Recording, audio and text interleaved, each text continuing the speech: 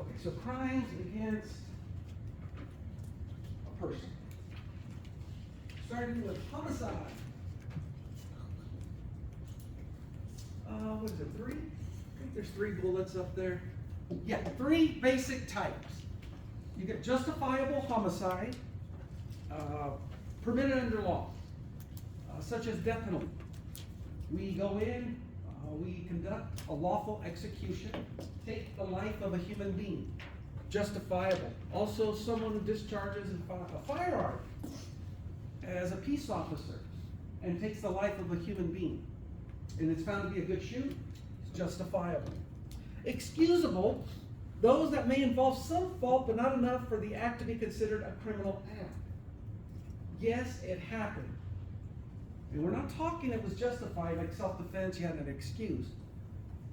But something happened beyond your control. Think of being in a vehicle. Okay, you're in a car. You're driving along. That's a Ford Bronco, the ones that are rolling over and stuff. And the tires blow or something, and the car rolls over, and it happens to trample some people that were on the sidewalk. Okay, so yeah, you took the lives of those individuals, but it wasn't your fault. Criminal, only those homicides to which criminal liability may attach. And we're going to talk specifically about the criminal element. The mens rea, the actus rea, and what's the one in the middle when they come together? Concurrence. Concurrence, thank you. Remember that, you've got to have the concurrence.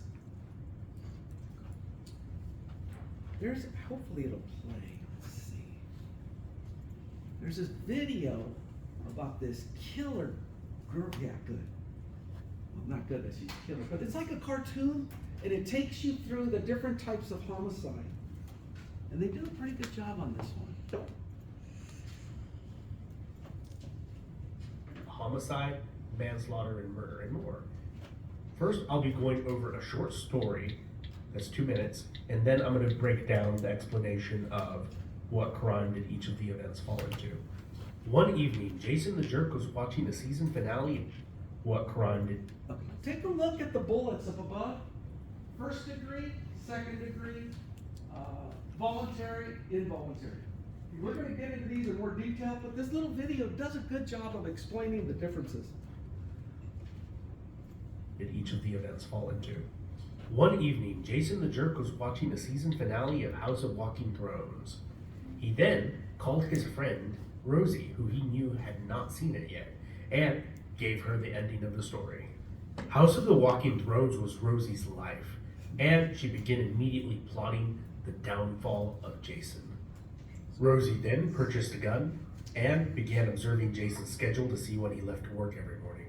2 weeks later, she was finally ready to go through with it. While walking to her car early in the morning, Bert the burglar jumped out of a bush in her front yard and said, "I'm gonna shoot you and take all the stuff in your house."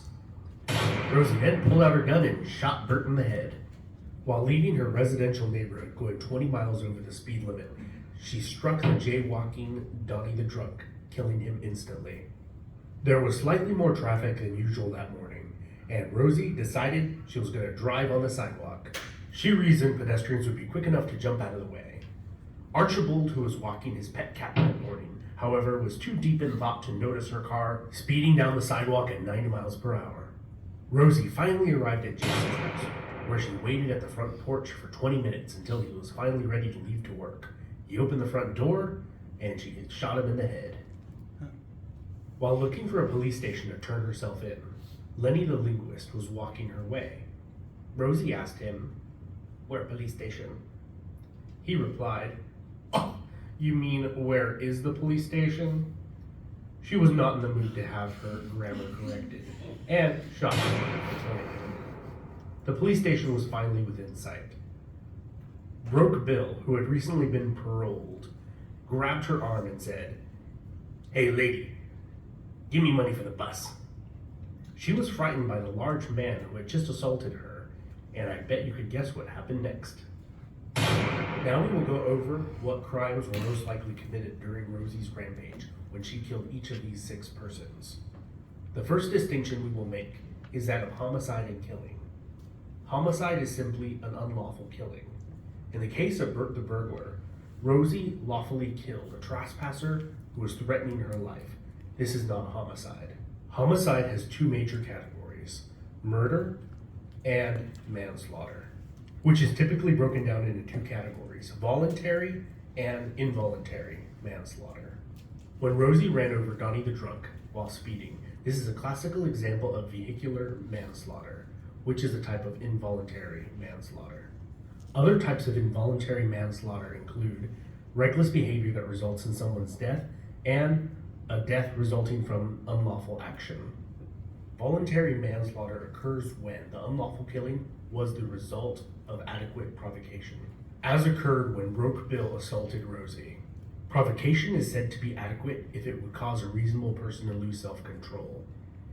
This typically cannot be verbal, unless in the case of specific threats or in the elucidation of adultery. Murder is typically broken down into first and second degree.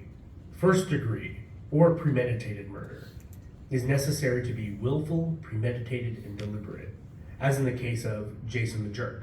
One of the biggest differences between different jurisdictions is how long premeditation is considered to be. Is it 5 minutes, an hour, a day, a week?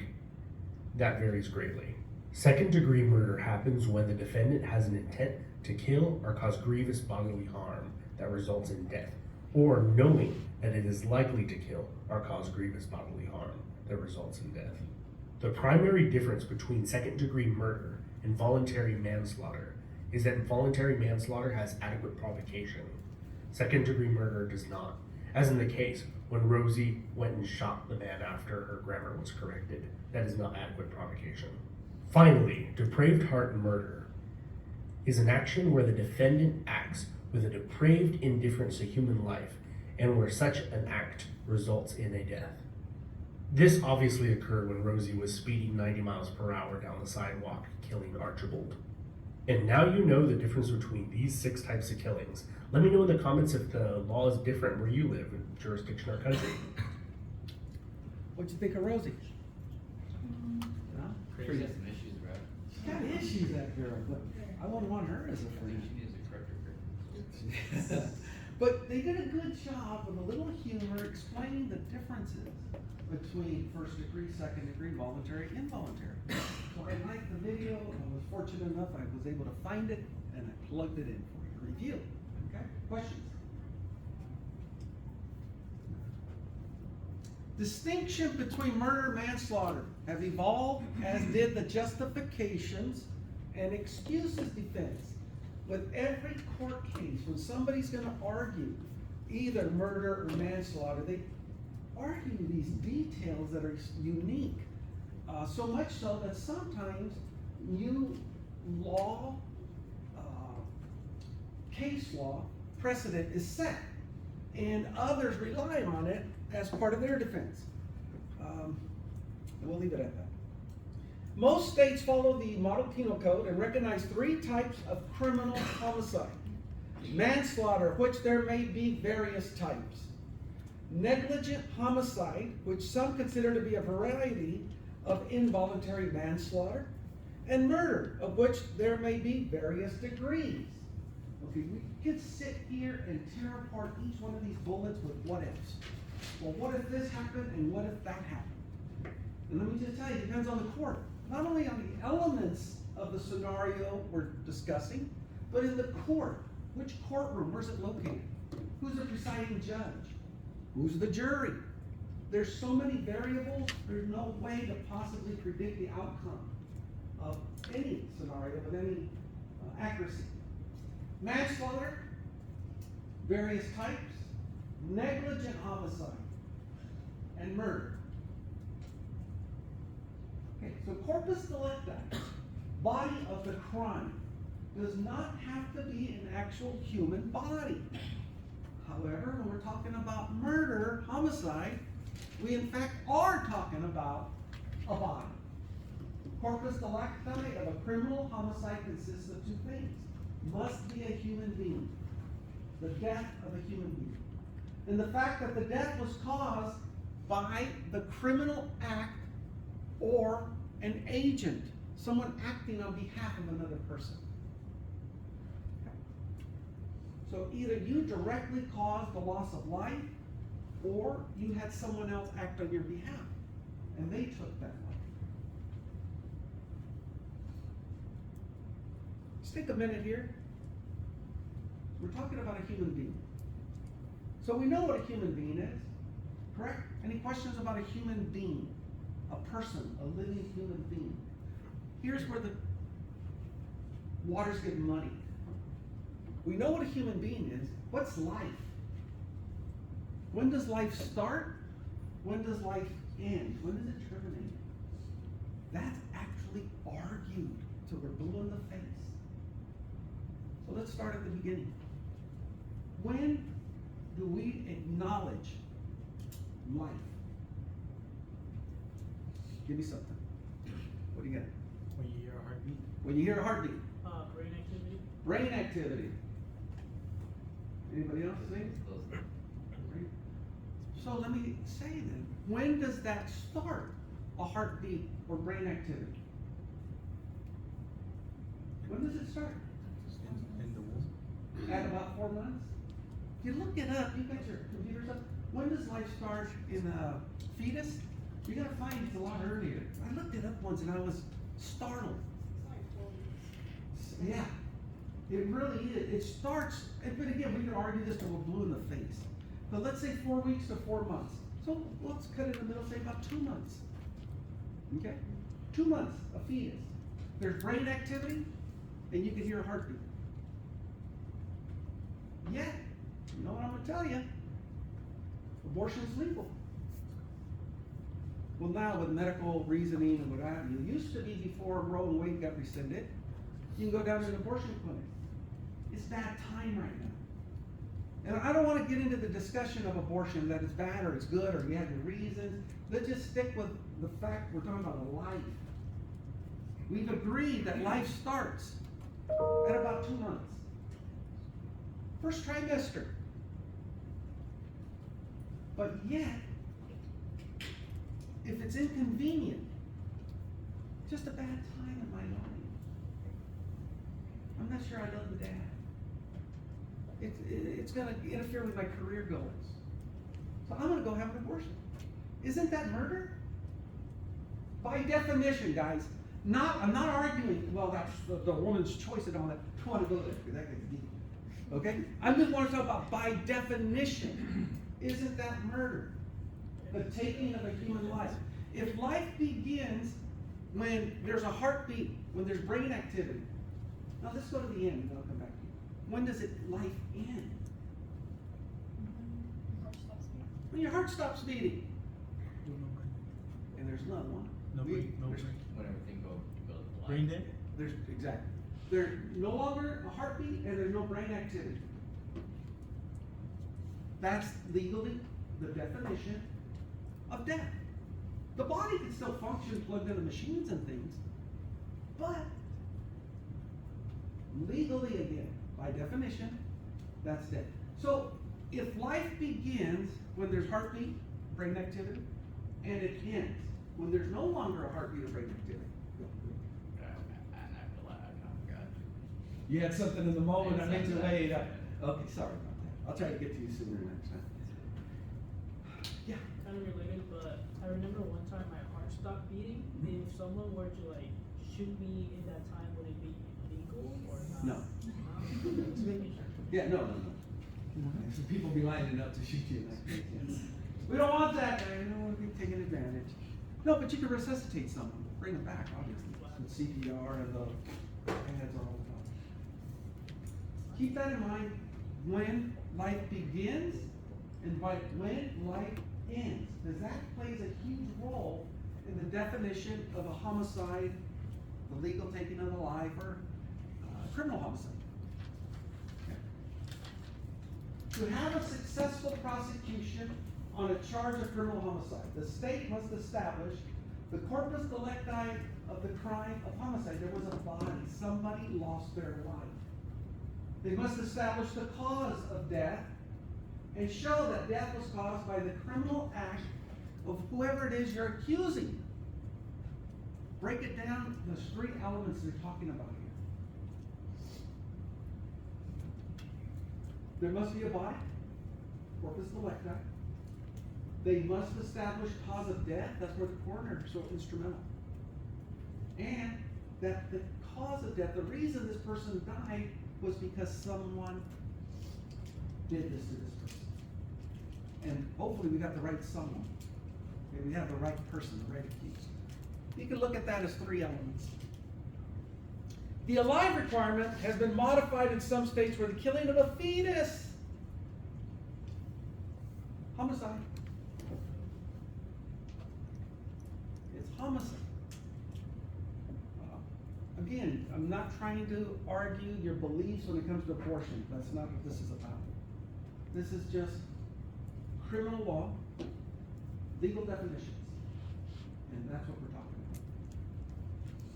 about. If there isn't an avenue for an abortion, and someone is still choosing, I'm not saying because medical conditions existed and the mother's life was at risk. That's not, we're not going deep into this issue.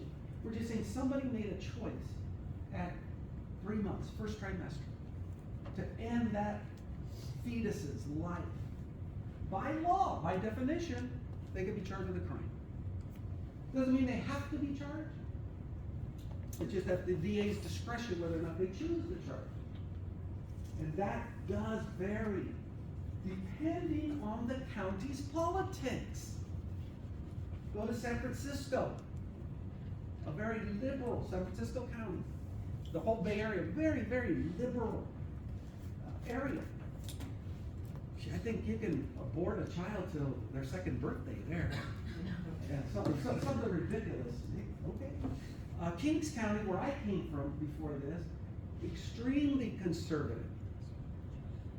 Yeah, they don't put up with that. When abortion was still legal and they had the clinics, there was always protesters out there. Always. They just did not like the idea. So it just depends on where you're at and whether or not the county chooses to prosecute that specific crime. So keep that in mind.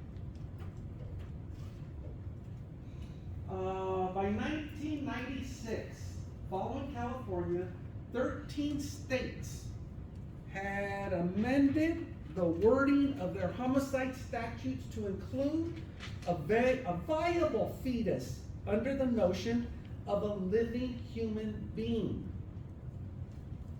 Viable is said to mean that if the fetus had been born prematurely at the time it was killed, it would have had at least 75% chance of survival for at least a period of time outside the womb. Cutting edge.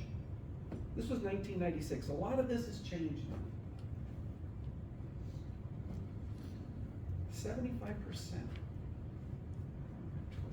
There's 40 weeks for a full pregnancy. My daughter was born at just shy of 28. And she was supposed to be 2 pounds. I think technically she could have been aborted under California law at that time. I think so. I think it would have still fell under the law, but it would have been allowed. But at 28 weeks, we fought to keep her alive, and she's doing great. They didn't give us 75% chance of her survival, but she made it. Model Penal Code provides no, isn't that something? Model Penal Code, the example that every state's supposed to follow, does not have a definition for death. Something that simple. We agreed in class. Okay, do that. Likely agreed. When life started and when life ended. The United States cannot agree on death. And they still argue, when does life begin? It's crazy. Today, more than 30 states by statute or court decision have adopted an approach using cessation of brain function to define death. There's still wide disagreement over what constitutes death. Depending on your religion. Okay, your religion will dictate when life begins and when it ends. Yeah. Okay, so with current science, we've been able to do stuff with stem cells and brain cells. Yeah. We have like brains from a stem cell donor, if that person's killed but those brain cells are still going on, those haven't been shown to develop brain waves, are they considered legally dead, or that part of them still living, they still have brain function? I refer you to the first bullet. Yeah. You would think, right, that these people, I'm just wondering, in like one of those 30 states. I'm sure somewhere somebody agrees with you, but it's a consensus. And we haven't got that. That's the model penal code. It's the consensus. Everyone is saying, yeah, we will go with this. And they choose to adopt it for their state. We're not there. With stem cell research, the medical advancements that we have, we're still struggling to define death. That's tough. And I did mention the religion. For some, it's against religion to take blood transfusions, let alone brain cells or a white cell plasma, anything that will help this person stay alive. Doctors are arguing, you're going to let this person die because of your religion. Well, that's our religion. It's our belief. Why are you going to argue with that? You can't. You can't. So, as a government, we can't agree. As a community, we can't agree. We're too divided on the important issues. And that goes on. Sometimes victims of homicidal acts suffer injuries, but do not die immediately, and it gets more complicated. In some cases, death may occur hours, days, or even months after the causing act was committed. Common law, there was the year and a day. That was what I was going to talk about. The year and the day rule, based on the belief that causation and proof of causation become ever more difficult with the passage of time. Most U.S. jurisdictions have abolished the year and a day rule, but not all of them. Okay, year and a day. I caused, and I had full intent to cause harm to this individual. My intent was to kill them, but I didn't. They laid in bed at a hospital, in and out, in and out. Okay, sometimes they were lucid, sometimes they weren't, sometimes they were near death. They even maybe flatlined, but they were brought back. This goes on, and it goes on, and it goes on. For a year and 1 day. After that point, let's say the next day or a week later, this person finally succumbs and dies. Can they still charge me with murder, homicide for this individual? Good attorney will beat that every single time. I caused the initial act. But during that year and a day, who's to say that they didn't get a flu? They didn't get a cold, they got a virus, maybe even the coronavirus. But it was something else. Yes, I put them in that predicament, so the causation is still there. Because of me, they were put in that situation. But I wasn't the direct cause. So they'll probably lose when it comes to a murder charge. They'll win on a manslaughter, probably voluntary, and I'll get hit pretty hard with it. But not on the murder. Some states have now argued the year and a day rule is bogus, that the person that inflicted the injury should still be held responsible. And I think I'd probably argue that. I'd support that. Because otherwise it's just a technicality. I still caused this person to be in a hospital and ended up dying, whether it took a day, a week, or 5 years. It shouldn't matter. But that's the way due process works.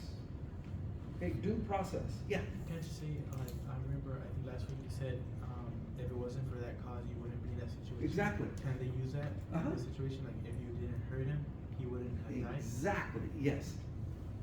And that's the stance I would take as far as the prosecutor goes, to win a prosecution. But the defense is going to argue something else. See? Law. If you like to argue, become a lawyer. These guys can argue till they're blue in the face. Proximate cause and homicide.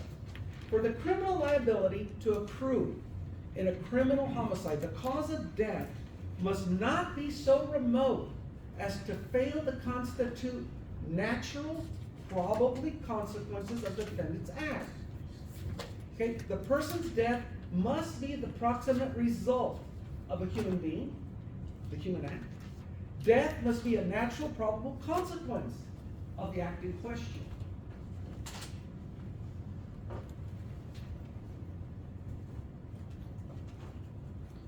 I'm up hiking.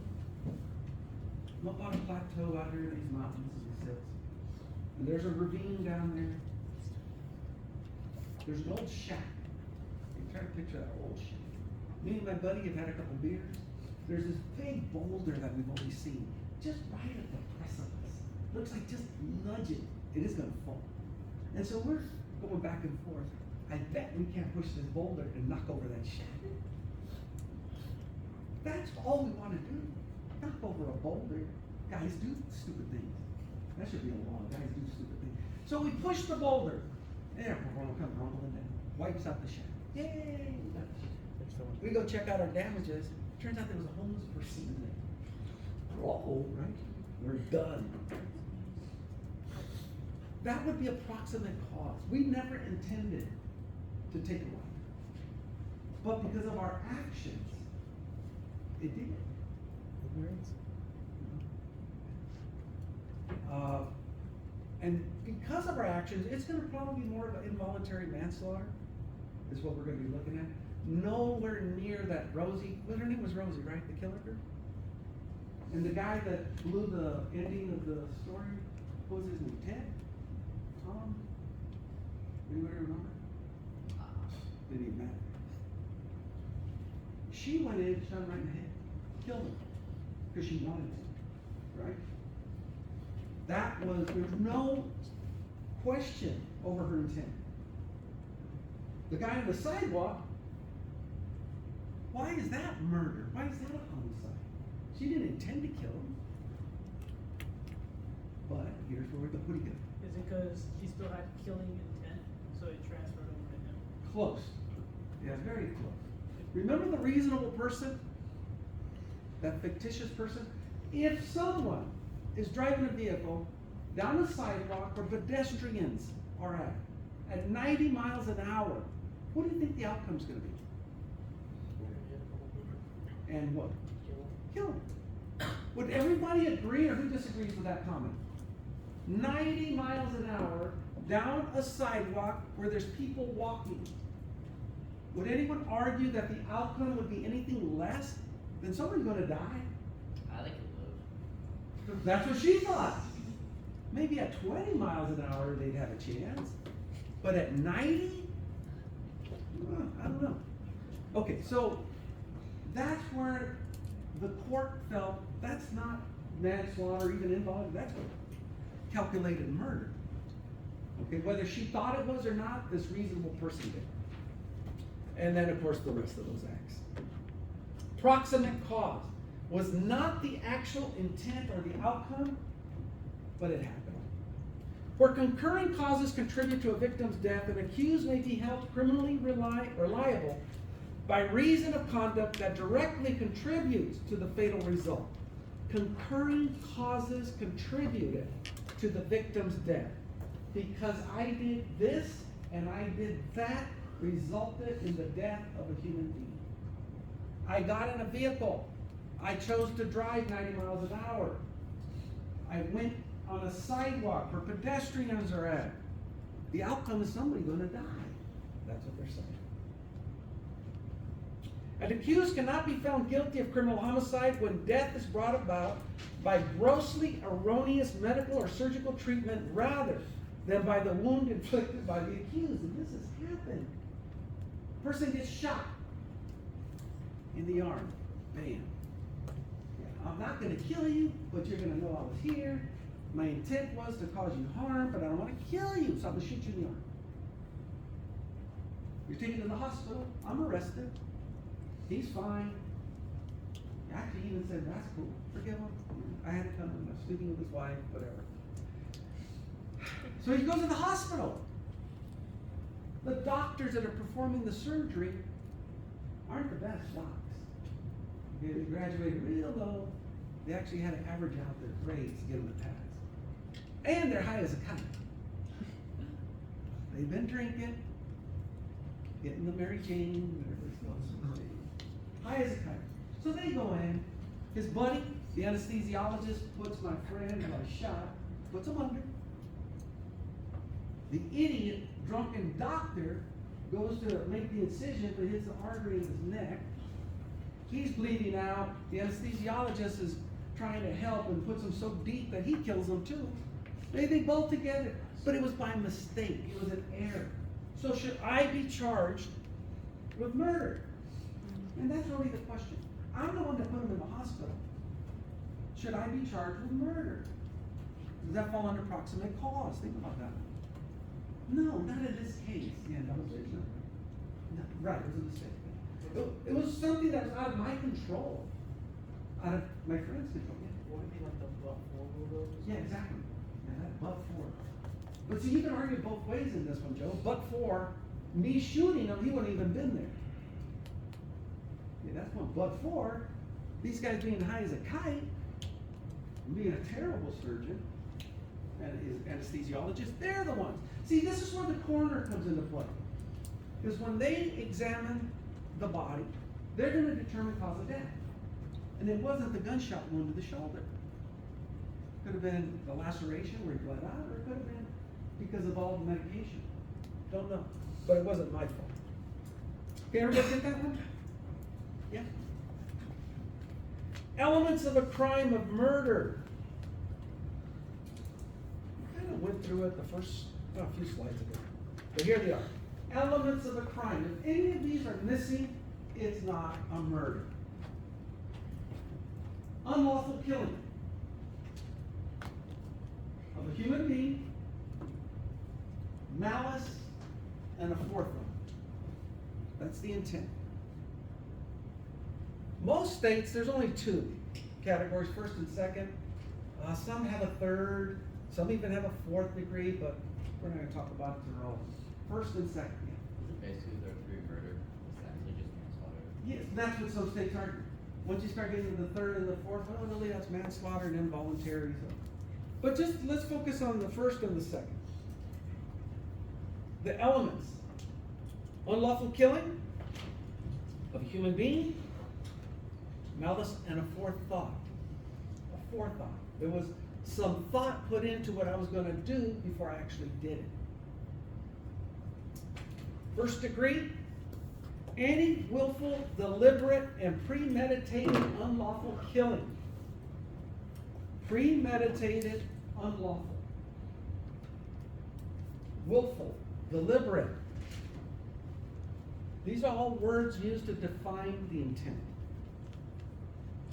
Premeditation means the act of deliberating, mediating on, or planning a course of action, such as a crime. It wasn't spur of the moment. It wasn't heat of passion. This took time to plan, to plot. An opportunity for reflection between the time that the intent to act is formed and the act itself is committed. That's the premeditated. I thought about what I wanted to do. I planned it out. I reflected on it. Considered the consequences. If I do this and I get caught, am I willing to do the time? Yes, I am. And they go out and they commit a murder. Okay?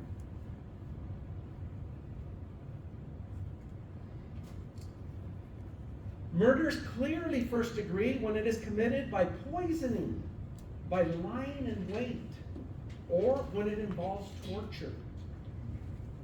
First degree murder is usually punishable by death or life in prison. States that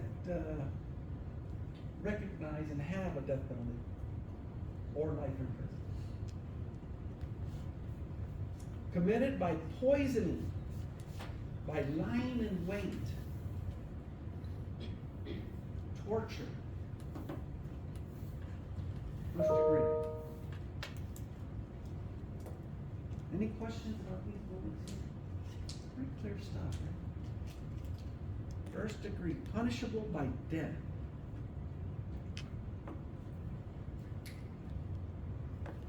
agrees with the penalty on this one? Death penalty for murder. Who agrees with it? 3, 4, 5, 6, 7, 8, 9. We'll say about half the class. Murder. Actually, it yes. depends. It depends, yeah. It depends. Let's talk about Rosie. We'll use the cartoon. What Rosie did. Oh, yeah. Sorry. Hell yeah? Yes. She should get the death penalty, yeah. Rosie, yeah. Yeah. She had crazy. She had no problem doing all No. that. So. No, she had no problem. No, No remorse. She's crazy. Ooh, now we got problems, right? Yeah. If she claims insanity, forget it. We're gonna be fighting in court forever. Well, if I'm gonna beat all these gold like first degree shows, then I'm insane. Now think about this though. That's actually a good argument. Remember the fictitious reasonable person. Who would believe that? That because somebody gave away the ending of a show, that's reason to kill someone. For the people. Would a sane person do that? Like a sane jury won't. No, that's what we want them to believe. Did they know the difference between right or wrong? Maybe we don't. But I'm so crazy that I felt it was okay. You spoiled the ending of my show. How dare you? I could kill you. Because no sane person should think that way. You just help prove our case. Couldn't it be argued that they were just looking for like any reason to kill a person? So They're they just always didn't like that. them? You could always. That is the argument. These people that claim insanity after killing someone, they are grasping at reasons to claim I was temporarily insane, or even I have a mental disorder. I should not be held culpable for my actions because I don't have the ability to form mens rea. Telling you guys, if you want to prove that defense, you have to go into depth. Like, you just can't say, oh, I'm insane. Like, you have to go into depth, get an expert, get all that just to even hint that Absolutely. you prove it. And experts are expensive. Yes. If you're claiming insanity and you say like, oh, because I have mental illness or whatever it is, and then they say like, well, you haven't shown, or your record or anything, there's no signs that you have had it or like diagnosed anything, but what if they say I was just undiagnosed? That's always a possibility. But let's say they have been diagnosed. What is that? When they have that split disorder. Bipolar. For multiple personality. Yeah, but there's a word for it. Because I dealt with some people. What is it? Bipolar. These bipolar people, I was working with a lady, she didn't kill anybody, but wow, she was out there. So we're sitting in court and I'm talking to her and she's telling me about her kids and I mean, she's about as lucid as could be, explaining these things to me.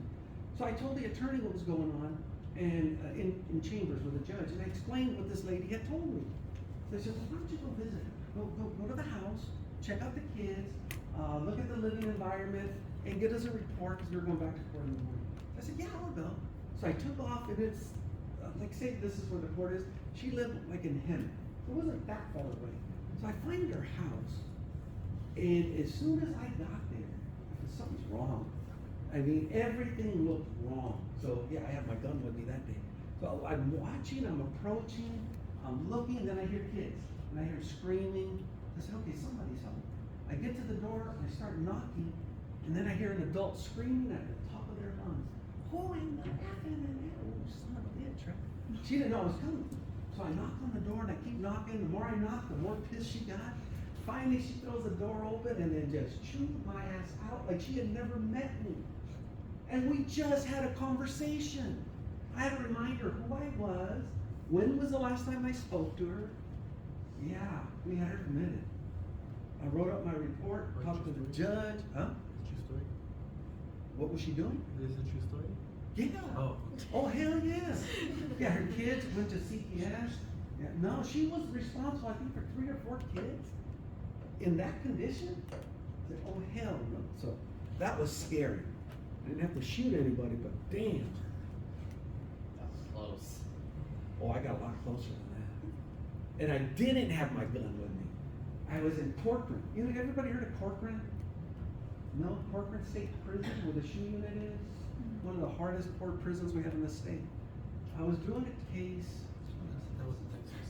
It wasn't even related to the prison. This was a witness. And somebody asked me to go interview this witness. So I find the address, and it's a single wide trailer, fenced off, right, but the gate was open, so I drive in, I see the trailer, and I'm looking around, and again, the hairs go up, it doesn't look right. So I wait a few minutes, and I start looking, son of a bitch. I left it in at home, well, can't be that bad, just a witness. Knock on the door, and a guy opens the door, and I see him, something's not right. And everything's telling me something's not right. I asked for the person I was supposed to interview, he wasn't there. So he goes, if you come on in, he goes, we can leave a message. I mean, that sounds fine. So I walk in, start making my way to the kitchen, closes the door and locks it. I said, oh shit. So I go to the kitchen and I'm turning and I'm watching him. I get out my notepad and I'm right. I'm trying to figure out how the hell I'm gonna get out of here. There was a window here, this guy, I had my pen. I'm figuring, I'm gonna stab this son of a bitch. I'm going for the throat. And I'm going out that window. I'm planning my escape. And I never forget, I use that as an example of what not to do. I let my guard down. And I put myself in a bad situation. I should have never been there. Thank goodness I was able to talk to him.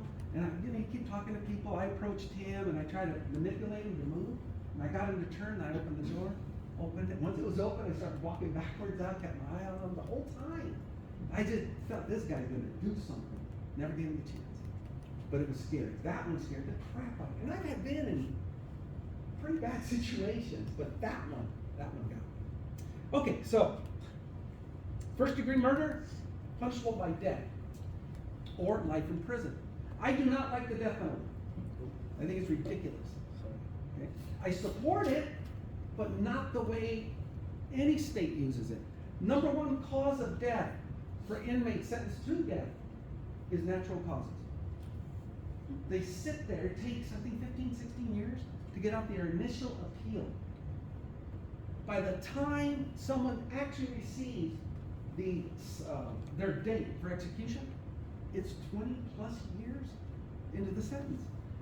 The expense to prosecute someone on a death penalty is called a bifurcated trial.